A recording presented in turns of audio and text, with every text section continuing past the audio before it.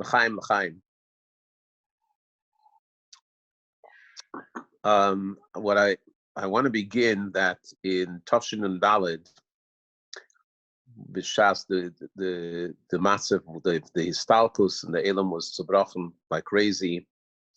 So I remember that in 770 by the Shleishim there was a huge asif, a huge gathering for all of Anash and Shluchim, and they were mechabed the Chavrei Maskirus to speak,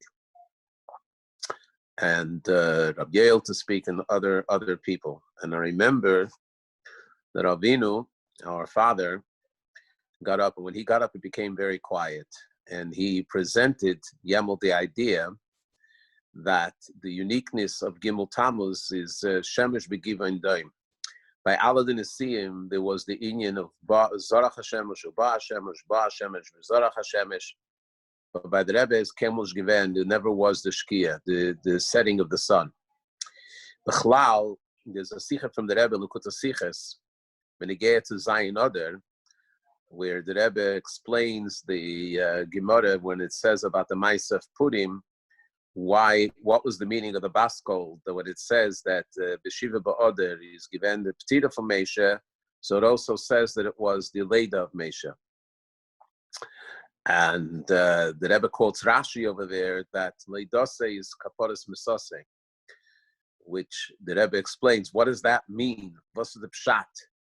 Bekitzer, the Inyan is that B'Shas the Ledas from Mesha is given as Asart Neshama, was given as Smala Abayis, that there was such a light, bleakable light, an infinite light, that light lit up the world and that never dissipates. Ubemele, B'Shas, there was that gilui of light, no matter the fact that there was the Istalpus, the light is still there in the full force. And this has been negaya to us, that Afapi Gimmel Tammuz is an inyan of a Yom HaElula. And as the Rebbe said many times, Yom HaElula machmishkin statements. The Rebbe said it Yemelt when it was by the Ksiva Sefer Teda, by the Siyam from the Sefer Teda Shel Mashiach. If you remember, after the Maimer, before the Rebbe sang the Samach Nafshi, when the Rebbe said Nishkin Tzai to machen statements or proclamations or anything like that, it's a time to Farbrengen. The Rebbe said at different times that a day of a Hilula for the Rabbeim darfen geben a pan. And a pidyon nefesh from Chsidim, a Chsidische pan is a Chsidische Farbrengen. But what we need to know is that the day of Gimmel Tammuz is a day of reflection. It's a day of introspection. It's a day that we think about our Hiskashrus to the Rebbe and how we can strengthen it. But chas v'sholem to think in the way of past, because the presence of the Rebbe is stronger than ever, and we see that through the activities of the Rebbe. And anyone that has the schus to tap into that and to connect is pashut extending the Rebbe's chayes and eir in all places of the world. So I'm hoffen that this Gimmel Tammuz soll man take zeiche sein zu der Ruf, that mit aufgetan als und mit aufgetan noch mehr und beiket zu gehen seinem Rebbe an nachas ruach. L'chaim, l'chaim. L'chaim. There's a sikha from the Rebbe on Motzei Shabbos Yud Aleph Shvat Tov Shin Chof Aleph, where the Rebbe says that the Rabbeim had a custom, a minhag, to mention the names of the Mekushorim between themselves. That means for themselves. Beinom leveinatzmo. And the Rebbe says that comes from a deep Hiskashrus from the Rabbeim to Chassidim.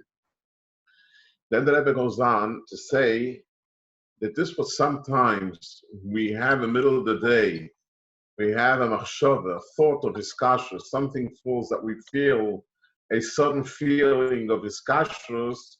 It doesn't come by itself. It comes because that time the Rabbeim were thinking about us. The Rebbe was thinking about us. And the Rebbe says, b'muchish, that we see that the Friedrich Rebbe said so, that when somebody stares at you strongly, so you suddenly turn and you look and you feel that somebody is staring at you, even if he's staring at you from the back. So Allah has come when somebody is thinking you, and if it's a Rebbe that's thinking about you, that causes Hiskashrus. So the Rebbe says that this is what we see a lot of us that are Hiskashrus.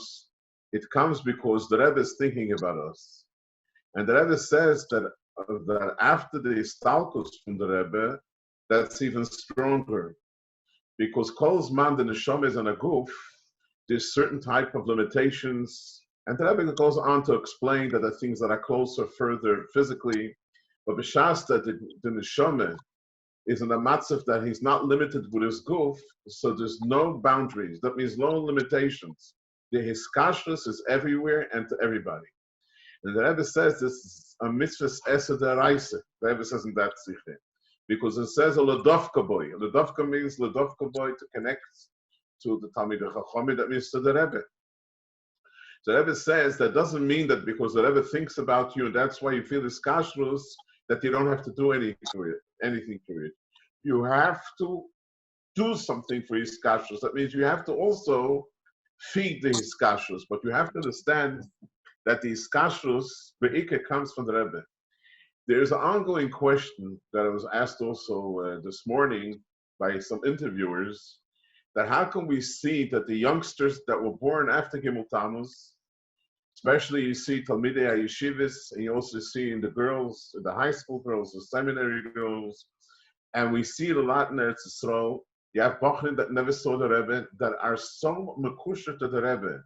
They learned in Maimonim and Sichas and Iftsoim, as if they heard it from the Rebbe himself. It's just like we understand that we were by Farbrengen and the Rebbe would come out with a certain rifza, or the Rebbe would come out with a certain hatzor for us to do.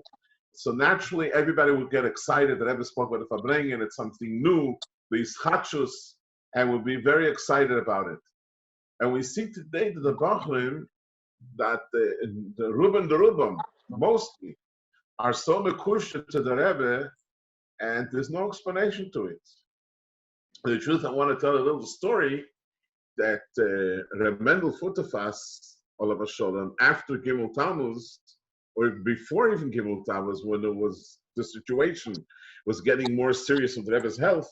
So Reb Mendel Futafas said, "What's the time with Lubavitch? What's going to be with Lubavitch?" He says, in the previous Rebbe's time, you had Chassidim, you had the Rebbe, you had Chassidim. He says, when the Friedrich Rebbe left Russia, so you had Ichad Masmid, you had Rav Zalman Moshe, you had other big Chassidim that the youngsters turned to.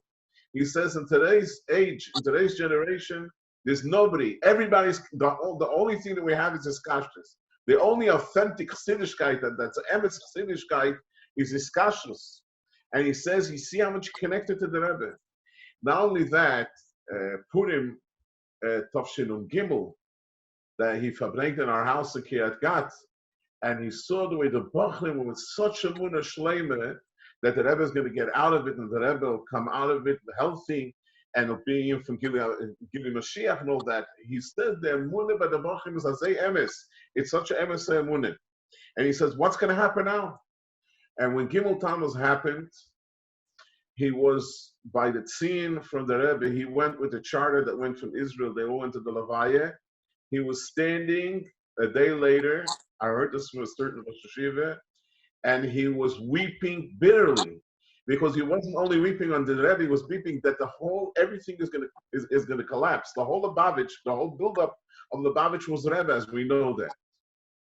And we see, there's a big wonder that we see that today's generation, the young generation, is connected to Rebbe in such a way. So this is what Rebbe says.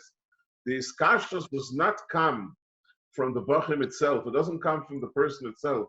It comes from the Rebbe himself. There's a story from the Rebbe, if I could relate it. I try to say it by Farbrengen, but it's a story that I read about it in the Iggud from the Rebbe. There was a time that the colleges were okay, what we call over here the universities. That means that parents wanted the children to go to university. It was before the hippies' time. This must have been in the 1950s. And as we know that the Rebbe opposed it. There was a certain parent that wrote to the Rebbe that he wants his son to go to college. And the reason for it was because he had no parnasa. The father was an immigrant to America. He had no parnasa. And he hoped that through this, that his son will be in college or become a lawyer or become a doctor, he'll be able to have a profession. So he wrote to the Rebbe, and the Rebbe told him that I oppose your son should go to college. So he wrote to the Rebbe, the reason that my son has to listen to you is because he's a Lubavitcher. What we'll do is we'll take time out. In Israel, it's called Pesach Zman. Time out. That for 5 years we won't be Lubavitch, and we won't be committed to listen to the Rebbe. We won't have to listen to the Rebbe. But I promise that after the 5 years that my son will take out his degree, he'll become a full-fledged Lubavitcher. So he wrote to the Rebbe that if he won't be a Lubavitcher these 5 years, it won't be so bad if he doesn't listen to the Rebbe. So the Rebbe told him that when somebody connects himself to the Rebbe, so the Rebbe connects himself to him. The Rebbe said you could disconnect your connection to the Rebbe, but you cannot disconnect the connection from the Rebbe to you. That's what the Rebbe wrote to him. And the Rebbe writes, so therefore, if your son will go to a place where the Rebbe does not want to go, he's going to schlep along the Rebbe with him because the Rebbe is connected, and that you cannot connect because the Rebbe is connected to him. In other words, that we see today that there's such a chayis to Hahiskashrus, it's not something that's automatic. It's not something that's natural. This is something that the Rebbe is putting in koiches, and the Rebbe is thinking about each individual. And as for this, I have to give over the story. I hope, Yossi, I think you know the story because we heard it from our father. I heard it from him many of the time. But it's probably the story, but for the audience, I want to tell the story.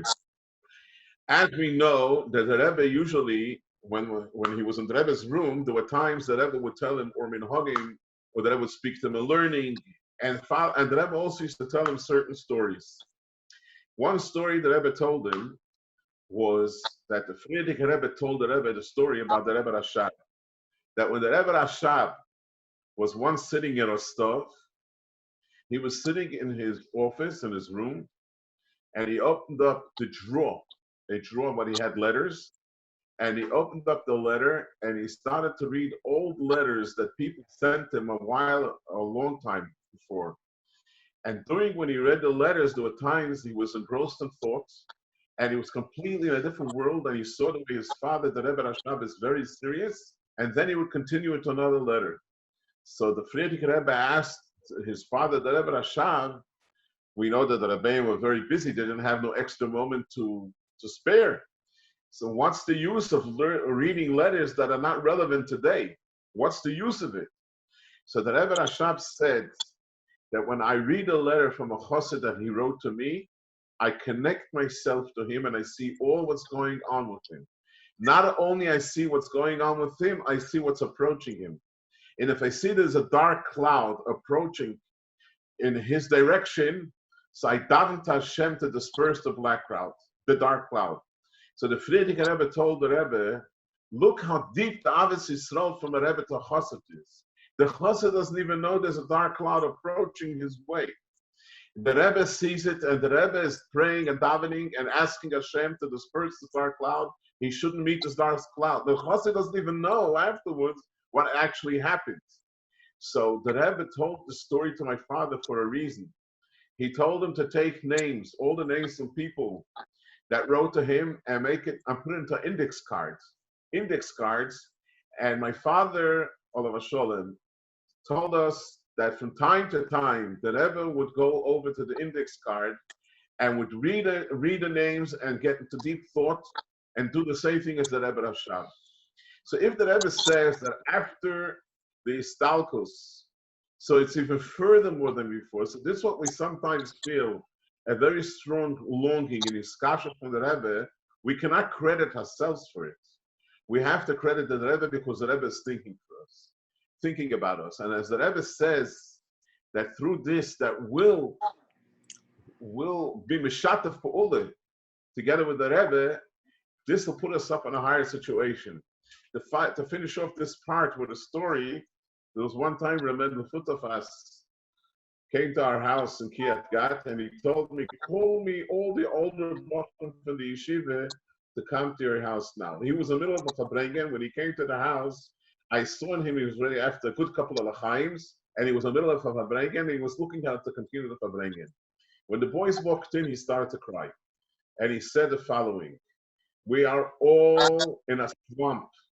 We are all in Tife Zunkendike blotte, in a swamp.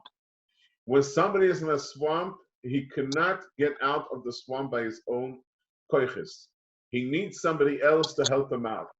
But if somebody else is in the swamp, he can't help him either, because they're both going to drown. The only one that can pull you out is somebody standing on solid ground, throwing you a rope, and holding on to the rope and pulling you out. He says the only one that's standing outside the swamp is the Rebbe. And he's throwing us a rope. And he started to cry. What we're doing is we're turning our backs to the rope. We have to let ourselves be pulled out. The Rebbe wants to pull us out. We have to let ourselves be pulled out from the schmutz, from the swamp. And the Rebbe is giving us, he's throwing us the rope. So why are we closing our eyes and not looking in that direction when the Rebbe is trying to help us? But I remember when he cried, he wasn't stopped crying. At a gechlipit, he was weeping away. And the funniest thing was that he included himself together with all the Bachrim. That says, Mir alle, we're all in blotte. So the etzem, what we have to speak about, be'ikir, what this generation specializes, is about Hiskashrus.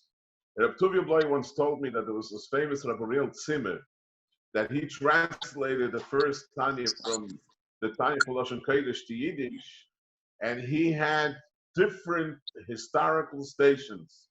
I don't want to go to it now, but he was not from, he was from Shomer HaTzair, then he became the Turekarta, then he became a Iggud Hashluchim. His last final stop was Lubavitch.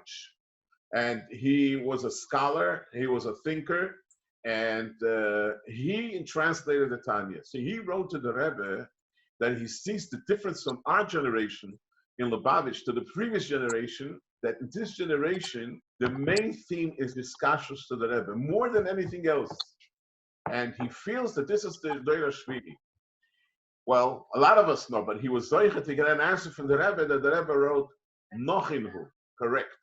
That this generation is be'ikir the inyan for Hiskashrus. But Mendel told me also that he has seen Chassidim, he's seen Oivdim, he's seen Balim Nigel, Balim Chassidus. He says this generation doesn't have that caliber of Chassidim that had in those times. But Hiskashrus, that's something that he says is special. And therefore we have to feed our Hiskashrus because we have nothing else. He says the only thing that we have is the inyan for Hiskashrus. So Hiskashrus means not only to think about the Rebbe, but to be devoted, legamre, to the Rebbe in all means of all ways. L'chaim, l'chaim.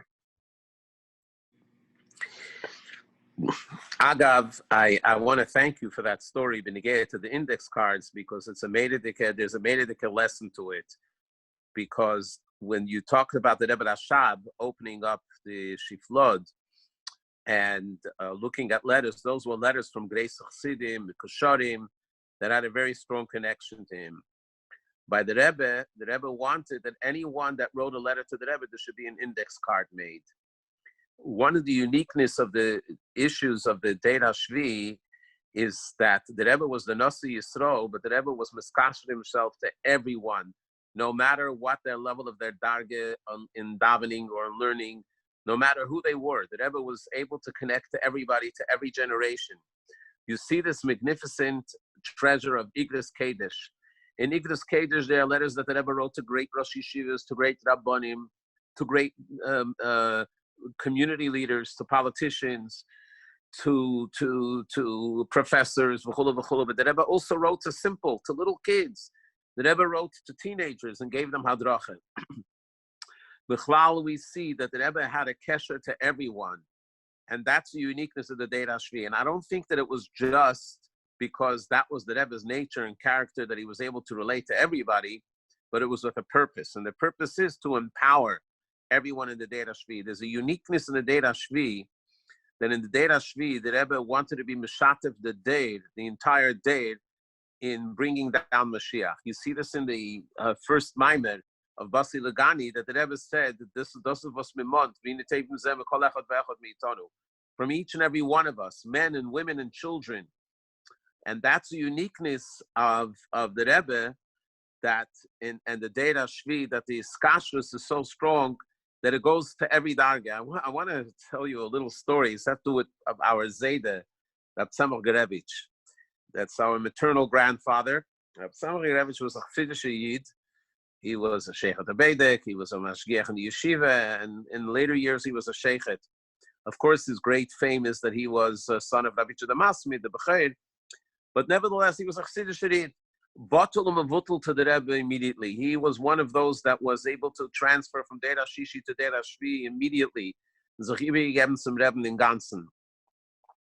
So before, when I was nismana to go on Shlichus, I went into him to talk a little bit about the inyan of Shlichus and the Schus. So he says to me that Amolik Etzaiten, when the Rabbeim would send a Shliach, the Shliach was about Tziyur, an Eved, a Maskil. Not everyone was able to carry the title Shadad, Shlucha de Rabbanon. You had to earn it. And you give a look at the Tziyunim, even his father, Rabbi the Masmid, was very well known as a Masmid, a Maskil, a Eved, and he was worthy of being a Shadad. He says, the generation of the Rebbe, our generation, you see the godless of the Rebbe, that the godless of the Rebbe is that he can take a simpleton like you and say, Du bist Eichet HaShliach, which that's an amazing power of the Rebbe. That's not your greatness, it's the greatness of the Rebbe. That's the beauty of what the Rebbe does. That the Rebbe is able to empower even simple people that they should become shluchim. But he said that as a shliach, you also have to know what your mission is. And your mission is you have to be a road sign to show that people that come in touch with you, you should have an arrow and show where 770 is, Beis Rabbeinu. And he said a road sign also has a job. A road sign also has a mission. Darf sein rein on machshava zores and on pnius. A road sign also needs to be clean, to be able to show the way how to come to the Rebbe, to come to 770. And that is the inyan of a shliach. The inyan of a shliach, he has to recognize this and be bekasher every yid with the Rebbe. And so what I want to say is about Yechidus. That Yechidus, as we know, in Tafshin Lamed Hey, the Rebbe stopped the Yechidus the way it was for everybody. And the Rebbe began a new Seder, that Orchim could go into Yechidus. Eventually it changed as well, that it had to be only Yechidus Klolis. By Yechidus, we know that there was a kesher of the Pnimis HaNeshama, the Yechidus of Nefesh of the Chassid with the Yechid of the Rebbe. And for whatever reason, that changed in a certain way. Mitzat Taimim, that was our fault, that the Rebbe felt that we weren't going in with our Yechida. But yet, a number of years later, the Rebbe started a new thing, that's Kemush Given Azazach, that every Sunday, the Rebbe would come out and give out dollars to anyone that came to his door. Anyone that came to the Rebbe was able to be greeted b'seif eponim yafis and to receive $1 and a bracha, and it didn't make a difference what kind of yichus you had, who you were, what you were.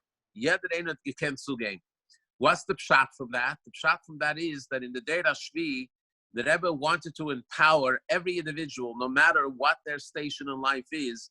You are a part of my army. You're a part of my mission. Why it was that it had to be that way, and it wasn't the Rabbeim themselves or the Rebbe himself that did it. So there's a famous Sikha from Purim, Tashim Mem Zayin, that the Rebbe spoke Barucha, why it had to be that the inyan from bringing Mashiach Uzibig gegeben geworden to the ganzen Kahal. So you have to learn that Sikha and listen to that Sikha. It's a meditike Sikha. But Al Kopanim, the inyan is that Vinish Vi, zu uns, that we have to fulfill it. And we become the extension of the Rebbe. That's the Maila of Deir Hashvi'i. So on a day like today, that was a good Reintrachten. Yode Inish Benafshin Vumahalt. And even if we're not at a Ruchniistic level, even if we're not Uzgefind, but nevertheless, at the Cheretz we have for the Rebbe a sense of mission and a sense of Achrayas. I want to say as well that there was something that I learned from my father, and I'm sure my brother will agree, and that was the total his batlus that he had for the Rebbe. And one of the things that was Pashat a wonder, was a Pele, is that even after all the years, over 40 years of having the schus of entering to the Rebbe daily and spending hours in the Rebbe's room and working side by side and working for the Rebbe. But nevertheless, every time he went in with that same bittul as if it was the first time. He stopped, he straightened himself out. Or I remember when he was sitting in the Merkaz office in the Cheder HaMaskirus, and the Rebbe would call in, because the Rebbe had a unique way of calling. He would stop everything and he would jump up and speak with such a his batlus. He never took the Rebbe's call sitting down. He would always stand up and listen, eingebegen. That kind of his batlus, you don't have to be a baldarge to have. That's expected from each and every one of us. So when we do the Rebbe's in Yonim, and we know that wir stellen for the Rebbe, as my brother Mendy mentioned before, about that we may feel that we may chas v'sholom disconnect, but the Rebbe doesn't disconnect. There's a story about him, spend time with him by going to a game of football here in the United States. And he didn't know if that's the right thing to do or not, but he felt it, since it was a difficult challenge for him to have a one-on-one relationship with this balabas. And here this balabas is giving him the time by sitting at a football game. Maybe he should go, but maybe not. So he wrote to the Rebbe, and the Rebbe said that you have to remember that voodoo gay schleppst du mir mit, and you have to know where you're schlepping me. This itself has to give us the yiras harememus and the pachad, that as Lubavitch Chassidim, with all the schusim that we have, and we sing all day, Ashreinu Batev Chalkeinu, Manoim Gerolenu, Mayofi Roshaseinu, it comes with an achrayus, it comes with a responsibility. And the responsibility is the isbatlus and ismatlus to the Ratzon. As the Rebbe said famously by the Purim Toshur Chai Farbrengen, that you should be mevatel. He said it to one of the Chassidim, that he should be mevatel his Ratzon for his Ratzon. And the Rebbe said, how can I have a relationship with you? But nevertheless, the Rebbe wanted to have the connection. So the Rebbe says the way of the connection is to be mevatel our Ratzon to the Ratzon of the Rebbe, give ourselves over to the Rebbe, do what the Rebbe wants us to do. And every moment of the day, we have to think, how would the Rebbe look at this activity? Would the Rebbe be happy with us? Would the Rebbe be satisfied with this? And our whole baget, our whole she'ifa, and our whole yearning should be, how could we be geidim the Rebbe nachas ruach? L'chaim, l'chaim, l'chaim. L'chaim, l'chaim, l'bracha. Speaking about Hiskashrus and his battles to the Rebbe, so for younger Bochrim and younger light, it's a natural phenomenon. As we remember, we grew up, every word the Rebbe said was not if or what, that's the last word, whatever the Rebbe said. But I want to show, and when I speak about Chassidim that were by the Friedricher and Rebbe Rashab, how they also came to a level of these battles. And since that Gimmel Tammuz is the yahrzeit also for Mendel, the Rechagav, that Mendel, since after the Stalgus for the Rebbe, became sick because he couldn't visualize a situation of Lubavitch without having physically the Rebbe. And he became weaker and weaker till he passed away. But I want to give a dogma of what means the Iyam for his battles. And my brother Yossi has probably heard the story from me. This was in Tovshim Bem Ches, B'shas Pesach time, that the Rebbe spoke of Sicha every night of Chol HaMoed. Since it was a Shnas Hakel, and by us in Eretz Yisrael, it worked out about 2:30 in the morning. So at first we didn't know that every day there's going to be a Sicha. So we went to sleep, but then 2 o'clock at night, 2:30, Ramesh Shalom got a call that the Rebbe is going to speak, or he's starting to speak. He jumped into his car, and he drove around the whole Kfar Chabad, beeping away. When we heard the beeping, we knew that there's a Farbrengen from the Rebbe, Shidduch from the Rebbe. At that time, Baruch Hashem, we didn't have to run to a certain place to hear the hookup, that what was called then. From the Rebbe, each one had his radio in the house, and they were able to tune in and put in and listen to the Rebbe. So every night we used to hear the Rebbe was a half hour. And after the Rebbe finished, 3 o'clock in the morning, what do you do naturally? Go to sleep.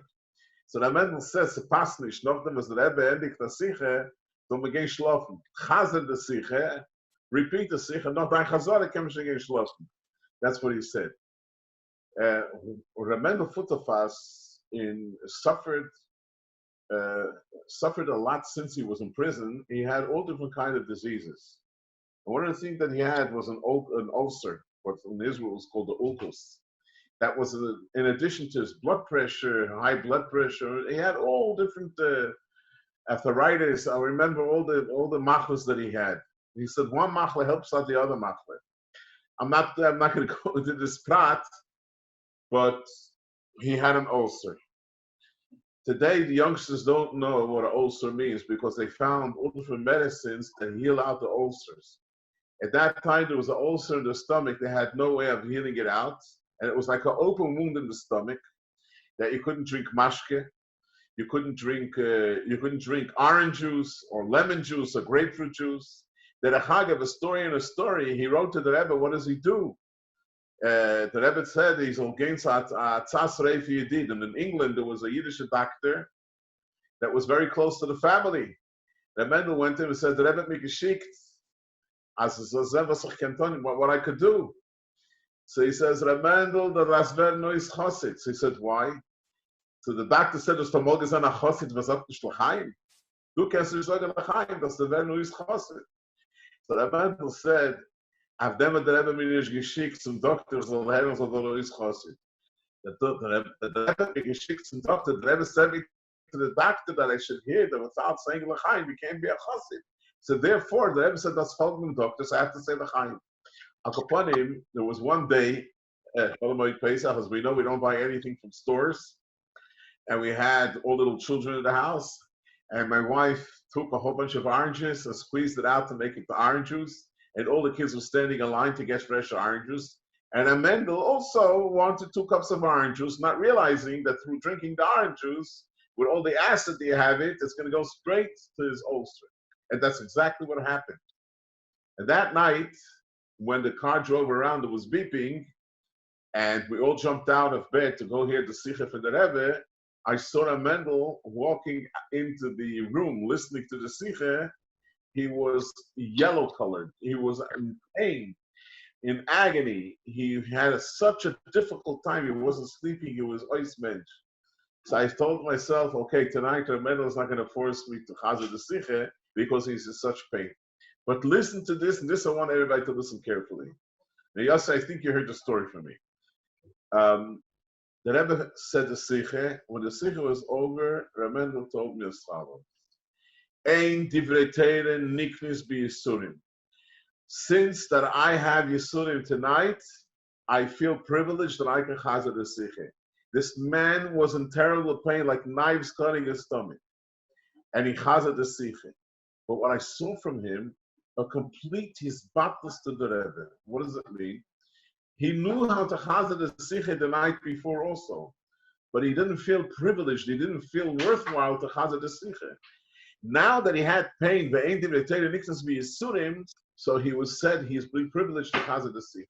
And another story I remember, in Tavshin und Beis, Chag Sukkos, the Rebbe, the first day after the Rebbe ben Shlulim and Esrek, the Rebbe told my father, Mefirzich, I'm a state, that's customary that we stand and watch and look, observe how the Chassidim go through to Ben Shlulim and Esrek. That's what the Rebbe said. And the Rebbe gave to Rameir Harlig the Lulim and Esrek, and Rameir Harlig went to this small sukkah that was built in the big sukkah. That's where he usually stood, and the Rebbe stood there for 6 hours, till about 3 o'clock. That was from 8:30, 8:45, till almost 3 o'clock, observing each and every one. And the Rebbe stood on his feet, and we all felt that was the last time that the Rebbe was observing us by looking b'chlal by Lulav and Esrei, but it was like the Rebbe, it was it was something before Gimmel Tammuz, something very special. After the Olam went through and finished the Lulav and Esrei, the Rebbe went into his room and was getting prepared to Shachris.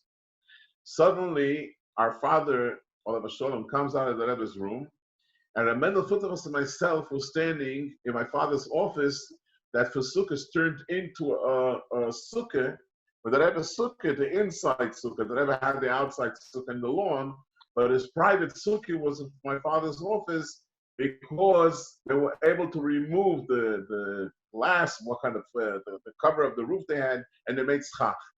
So I was standing and talking to Rabbi Mendel, thinking that the Rebbe is going straight to Davin because it's 3 o'clock. My father comes out and says that the Rebbe is going to use the sukkah now. But I suppose the Rebbe is going to have a hot drink before he goes down. So he told us to scram to get out of the sukkah because the Rebbe is coming. So I ran down the steps right away. And I told Rabbi Mendel, stay here in the hallway, the Rebbe will go through. And I ran downstairs and I found like what's called in Israel a nisha, that you're able to hide yourself like behind a wall, and you're able to observe the Rebbe as he's going through. And I told him, me, I don't have what to show my face to the Rebbe, but you stand here. It didn't take a minute. He ran down the stairs and he was looking for a place to hide. The Rebbe's on the strong cooking sein pony. And he told me a story with Reb Zalman Moshe, a famous story, that the Friedrich Rebbe once called Reb Zalman Moshe to Farbrengen and gave him l'chaim, and the Friedrich Rebbe told him some words. Afterwards, the Chassidim asked Reb Zalman Moshe, what did the Rebbe tell you? So he says, what do you think that I heard what the Rebbe said? I couldn't wait that the Rebbe takes off his holy eyes from my chazer sheponim. I don't want to translate. In other words, that you feel uncomfortable when the Rebbe is looking at you. So I told Rabbi Mendel, your face, people pay money to look at your face. I remember when by Rabbi Zevin's Levi in Toshtam Ches, you had the Rabban al-Chassidim, the Yerushalayim, that even though they didn't want to come to the Levi from Rabbi Zevin because he was considered close to the Mizrahi type, but since they heard that Rabbi Mendel was going to be by the Levi, they all came running to look at Rabbi Mendel's face. I remember Rabbi Mendel once came to Farbrengen Yudal Fnisni Yerushalayim, and after the Farbrengen, he stood outside. So there were Polish that came over to me and says, his face shines like a projector. He has a special face. So I told Rabbi Mendel, you have nothing what to be ashamed of. But I saw in him that his batlus, even though he was the same age almost of the Rebbe, he remembers the Rebbe's a Bachan. He is the same age of the Rebbe, but his batlus, and you have to understand a person that knew the Rebbe in his young years, and he was Mekusher with Leiv and Nefesh to the Friedrich Rebbe to the previous Rebbe. And because you had a sinner of that age, of that level, that would take a bottle to the Rebbe, but they didn't feel that bittul. His bittul to the Rebbe was complete. I remember before Tkiyas Shefa, we used to stand by Tkiyas, and we made the shvil that the Rebbe should go through to get his aliyah to Tkiyas. Rabbi Mendel stood with the old people stand, but once they made the shvil, the Rabbi Mendel ran through the shvil, and we were thinking that he's using the shvil because to get onto the bim for the Rebbe. No, he stopped right by the corner where it's the most difficult place to stand by Tkiyas. And I told Rabbi Mendel, we are not taking any responsibility because the pushing is going to be so great, we're not taking any responsibility. He didn't want to hear. And as soon as the Rebbe went through and he was crushed, you saw his face.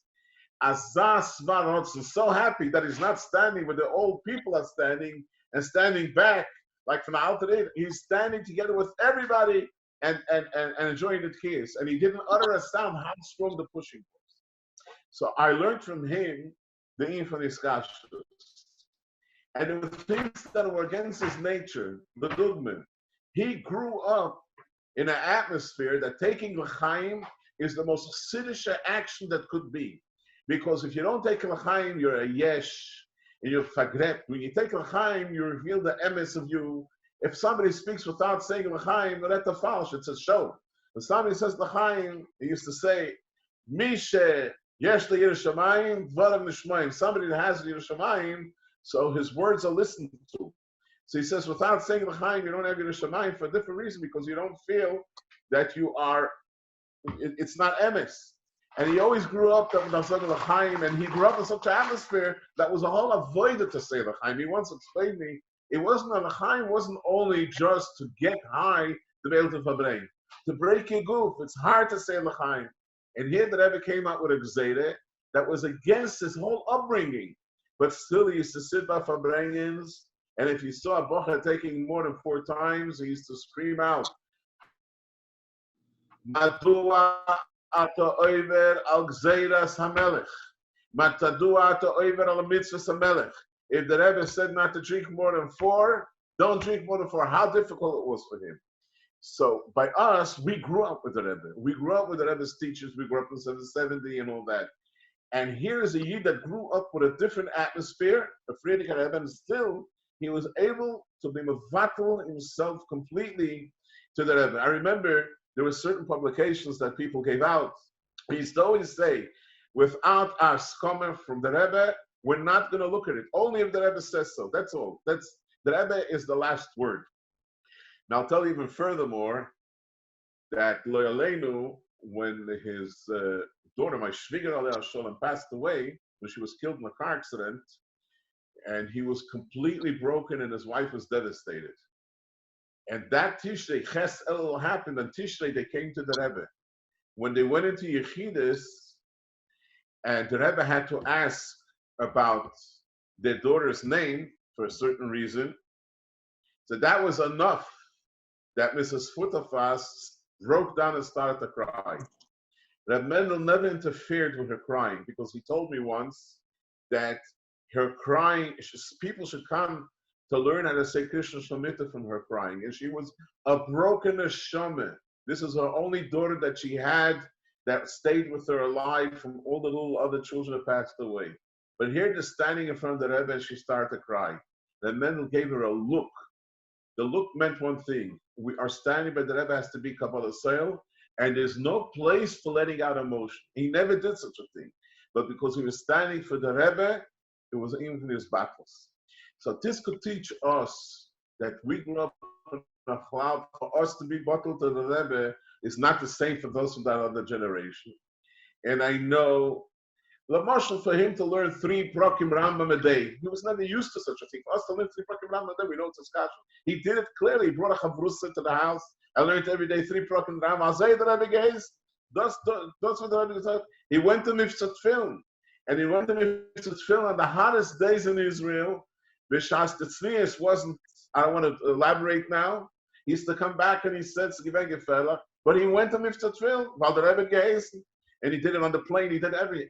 So I want to bring a dugma because Matzah Gimmel Tammuz is his yard site. I want to bring a dugma from his battles for somebody that was l'choyra neged his nature because he grew up in a different atmosphere and grew up in a different by different chassidim, and still when it came to Hiskashrus, this was it. And I remember there was one time that they put up a yeshiva in a certain city, and they had a mashpia and they had a Magid Shir, a Rosh Hashiva. They both were very chassidish. The mashpia would speak only about one topic, about Hiskashrus and the Rebbe. The Anhola then was the Anhola from Kfar Chabad, and the Anhola at that time weren't the greatest. They were Sinim, but they were Mekusha, but that was the greatest. And they called up this mashpia, they're firing him.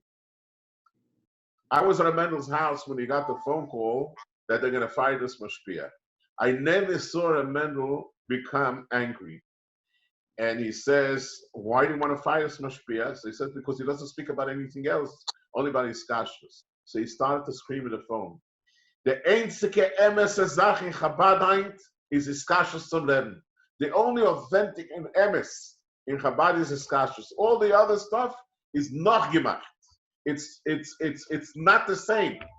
So he said the einzige Sache is a mashpia ret emes.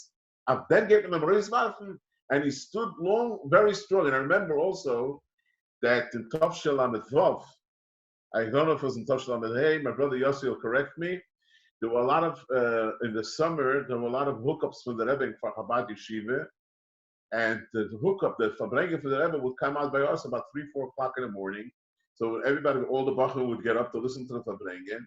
So naturally, the Seder Yeshiva would be pushed off to later because the Bachar went to rest afterwards. So there were several people of Danhola that sat and decided that the big Farbrengens we could hear from the Rebbe. That means the Farbrengens, Ritas Kislev, Yud Shvat, Yud Tammuz, Purim. But all these surprise Farbrengens were not allowed to wake up the Bachrim, and we'll get somebody to get a tape, and the next day in the evening they'll hear the Farbrengen. We were shluchim, we told Rabbi Mendel, this is not going to go. You have to understand, we had young blood, and the Bachrim were very, Rabbi Mendel says, I'll take care of it. He made a meeting with them, and he let them know, Chad Mashmoi, that there's no such a thing that B'shas the Rebbe talks, that I'm not going to listen. And he once said about Farbrengen that in Australia it was very expensive to listen to Farbrengen's the hookups. So there was one guy that had an idea that they'll take the tape from the Farbrengen, and right after the Farbrengen, they'll put it on fast forward, like, and it sounds like the Rebbe's talking very fast. Somebody on the other side will record the Farbrengen also like in this type fast forward. So Farbrengen that took 5 hours would take 1 hour, so it costs much more money. So Rabbi Mendel says, this is the difference from Das Balabatim to Das Teire. Only a Balabas could come up with such an idea, not to hear the Farbrengen out, to hear it later. But if you know that when the Rebbe says this is Teire is Sinai, this is Teire is Sinai that's now given from Sinai. Shtelzen 40 says that would be people that would be behind Sinai that would say, you know what? I'm too tired to listen now to be by a mountain Teire. Let somebody take a video, and later we'll see the video. How would it look? He says, B'shas the Rebbe speaks, this is mountain Teire. This is Shchinim and the Peres mit Groner. If the Eivishter made now a way that we should be able to see, we should be able to hear the Rebbe B'shas Maaseh, how could you think of, because of all different kind of cheshbeinos, not to listen to the Rebbe? And he really meant it. I remember sitting next to him by the Liris Alaharis Hanukkah when they had in the Kremlin. So for us, it looked natural. Liris Alaharis in the Kremlin. We had the Meleda lighting in the Kremlin. And he told me, you don't know what the Kremlin was. He tried to explain to me, it's like putting up now Hanukkah Meleda in the middle of Gaza, in the headquarters of Gaza. That we understood. Gaza, we understand what it is. So he says, I'm telling you, this is not shaykh. It's not shaykh. It should be al piteva. That in the Kremlin, that when I was, he says, a youngster in Russia, we never came close to the Kremlin. Blocks away, we run away because if a policeman saw us coming close, they would arrest us. In the Kremlin, to light the Menere, in front of all the important individuals that are there, he says, this is not the Rebbe. There's nothing else. Nobody, no shliach can come along and say that he had the connections that did it. This is only the Rebbe, and he says this is Mashiach's type. He says, du verstehst mich nicht, because you never lived through Russia. But he says, as I lived through Russia, you lived through the Russian jails and all that, he says it's only the Rebbe. What I want to learn out from this, the Musa Haskell from this is, that if people, Rabbi Mendel was very Chassidish, and he 7 hours long, but his Ibegebenkeit to the Rebbe, his Iskashrus taught us Brachim, that there's no such a thing that you cannot do Iskashrus. There's not such a thing that certain things I pick up, this I'll do what the Rebbe wants, and this I'll leave for later. Whatever the Rebbe wants us to do, even though it looks difficult, this is what we have to do. And there's no such a thing that we can say, you know what, there's certain things that are, Rambam, like there's a guy, a shliach, that called me up, he says, I'll do 1 Perek of Rambam a day. Why? Because I have no time, and the 3 prakim is too hard for me. That's an example that it's wrong. Why is it wrong? Because this is one of the things that the Rebbe gave us. Just the Rebbe gave us a shlichus, he gave us 3 prakim Rambam. There's other things that you can minimize, and not things that the Rebbe gave us, not a takone, what the Rebbe made. So the Etzem, we have to learn from Gimmel Tammuz to be mechazik these tashas. This is the only thing that we have. And I want to tell you that the world admires Lubavitch not only for the shluchim, what all they do, but this, what they stand connected to the Rebbe. I was once standing in the airport in JFK, and it was a chassid that was standing next to me, and he says, are you a Lubavitcher? I said, yes. So he says, I'm a Vishnitzer chassid from Eretz Yisrael. And he says, by us, they teach us kashrus. And they tell us to emulate Lubavitch. The only ones are Lubavitch. Then he says, I'll say even a further word, was mezakta unser visions, what they say about some visions. Everybody says that all the citizens have a Rebbe and Lubavitch is without a Rebbe. By us, they say just the opposite. All the citizens don't have a Rebbe. The only ones that have a Rebbe is Lubavitch. Because Lubavitch is connected to the Rebbe. In fact, we had here in Kiryat Gat a deputy mayor that was a Lubavitcher Chassid, and they sent him to learn political science. His professor was speaking about leadership, so he says Stalin is an example of a leader that's not a leader, because as soon as he died, everything stopped, everything fell, everything got crushed. What's a true leader? This is not a Lubavitcher Chassid. It's a professor in a university that's obviously, I don't think he was frum, that's giving over an example. He wants to bring out what's a true leader. He says a true leader is the Lubavitcher Rebbe. Why? Because we see years after he passed away, Chassidim are still going according to his ways, and they're going to according to what he set out for them, and they feel they're connected completely. He says, that's true leadership. And I want to finish off. I remember that after Gimmel Tammuz, there were a lot of television programs in the United States, and there were all different Jewish professors sitting. I think it was NBC, CBS. I'm not acquainted with all American stations, but my father Shalom sent me in a video with all different clips.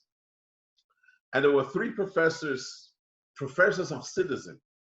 And there was a MC sitting there, and it was live TV. And they were all discussing what's going to be with Lubavitch in 7 years from now. This was a week after Gimmel Tammuz, Tavshin and Dalet. And they had one Lubavitcher there, Rabbi Simon Jacobson. And all the professors said, there's two things that can happen to Lubavitch. Or they're going to nominate a new leader, even though he's not charismatic as the Rebbe, or Lubavitch is going to fall apart. Then they all came to the same conclusion. Then they asked Rabbi Simon Jacobson, what do you say about it? He says that nobody's going to nominate a new Rebbe, and Lubavitch is not going to fall. So the professors looked at each other and they chuckled. They said, you know what? We'll meet in 7 years. That's what they said. We'll meet in 7 years, and Suhi's right. This was the Tavshin and Dalet. We're speaking about 26. I don't know if these professors would like this video to be presented again. But nobody understands. And you have people say they do not understand what keeps Lubavitch going. And this is Hiskashrus. Like I mentioned before, it comes all from the Rebbe. So we have to strengthen Hiskashrus. And I just want to sign up with something that we see this year with the whole coronavirus, and people are not coming to 770, people are not coming to the oil because of that. There's a lot of limitations. I thought to myself, you have a lot of people that say, listen, the Rebbe is with us. Season's good. We come to 770. The Bachrim come for Tishrei. They come back all excited, enthusiastic. They don't feel anything is missing. They go back, they come for Tishrei, and they look at us, you know, we were there, we had the Rebbe with us. It's like it's true. The Rebbe's there with you. And you had the Rebbe and all that. So what do they need more? You don't need anything more. The Rebbe's there, the Rebbe's with us.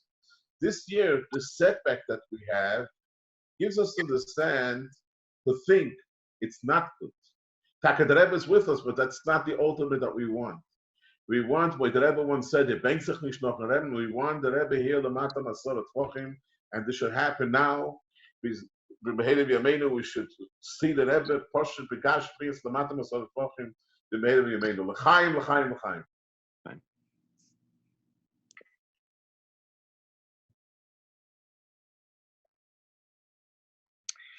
I just want to finish off, and I want to thank you because it's very inspirational, but I want to finish off also that one of the things that we have to think about, I remember when we were Bachrim in Yerushalayim in 770, if the Rebbe wanted something and he would look for it and look to the Elam, so everybody would rush as quickly as possible to make sure that it would happen immediately. The idea of keeping the Rebbe waiting even an extra second was something which was unconscionable. It was something that none of us would even accept. The Rebbe Vart. It was like the world came to an end. No one would even detain the Rebbe for an extra second. I can't just imagine what's going on now, where the Rebbe is with us, of course, but the Rebbe is waiting for us. The Rebbe is waiting for us to make the move. The Rebbe is waiting for us to make the change in our lives. The Rebbe is waiting for us to do and go out of our Gedorim to fulfill his Ratzon. And that in itself should shake us up. It should be something that should wake us up and say that Mikenish Haltna the Rebbe Zalvat, Mikenish Losen of them Inyan. And every day we have to think that the Rebbe is waiting on me, that I should taka make the change, that I should taka go forward, that I should do what has to be done. And the raya that I haven't done enough is because Adayim Leine Shainu. And until the Yeshua comes and we have these galus and the Rebbe is back with us, the pale mamish, as the Rebbe said, it means that the Rebbe is waiting for us. I'm sure the Rebbe is doing things, whatever the Rebbe has to do, and the Rebbe is making on us, and the Rebbe is involved in us, but he's still waiting for us because this is the place. Elam Hasiya, the Lamata She'elamata Imenu is Dosa the Platz. This is where everything has to happen. And the Mele on Gimmel Tammuz, we have to be nesated that if we truly love the Rebbe and if we truly in his battle to the Rebbe, that it has to permeate our lives and that we have to have that urgency, that we can't rest for a minute to see to it that the whole world is taken by the Rebbe's message, by the Rebbe's light, and that there should be the final Hisgalus, and that the Rebbe's the holy desires, whatever his desire is, should be fulfilled b'miluah. L'chaim, l'chaim, yeshukayach.